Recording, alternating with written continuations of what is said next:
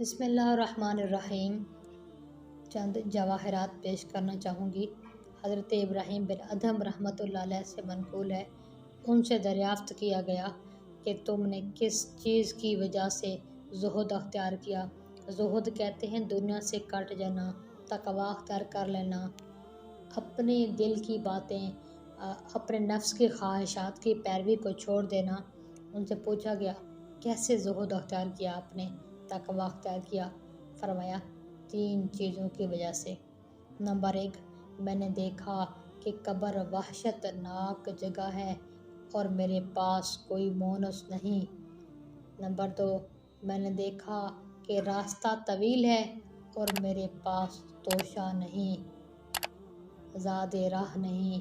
Number 3، میں نے دیکھا فیصلہ کرنے والا خدائے جبار ہے اور میرے پاس کوئی حجت نہیں، کوئی دلیل نہیں کہ جس کی وجہ سے میں اپنی صفائیاں پیش کر سکوں، اپنے آپ کو معاف کروا سکوں۔